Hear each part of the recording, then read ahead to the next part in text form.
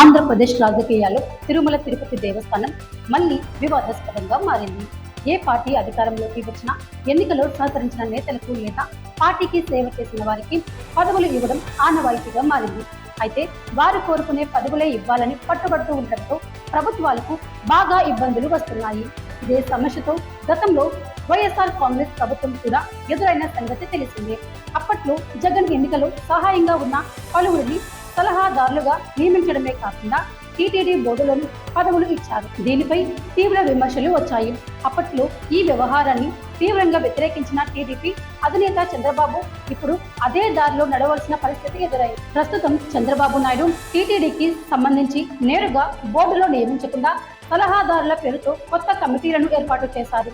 జూబ్లీహిల్స్, హిమాయత్ నగర్, బెంగళూరు, ఢిల్లీ, ముంబై, విశాఖపట్నం ప్రాంతంలో TTD local advisory కమిటీలు ఏర్పాటు చేసి ఏవీ రెడ్డి, నేమూరి శంకర్ గౌడ్, వీరాంజనేయులు, ఏదుగుండ్ల సుమంత్ రెడ్డి, గౌతమ్ సింఘానియా, వెంకట్ పట్టాభిరామ్ చోడేలను సభ్యులుగా నియమించారు. వీరంతా టీటీడీ పాలక మండలి అనుబంధ సభ్యులుగా వ్యవహరించనున్నారు. అలాగే రాష్ట్రంలోని ప్రముఖ దేవాలయాలకు కూడా పార్టీ నేతలను, బోర్డు చైర్మన్లను నియమిస్తూ ఉత్తర్వులు జారీ చేశారు.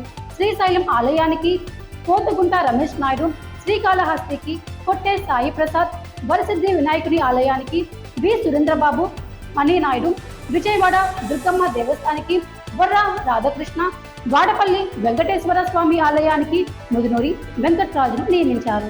ఈ పరిణామాలపై విమర్శలు వెల్లువెత్తుతున్నాయి. నాడు జగన్, నేడు బాబు టీటీడీని రాజకీయ నియమాల కోసం వేదికగా వాడుకుంటున్నారనే వాదనలు బలపడుతున్నాయి. ధార్మిక సంస్థల పట్ల ఈ విధమైన రాజకీయం సరైందా అనే ప్రశ్న మళ్ళీ ముందు నిలుస్తుంది.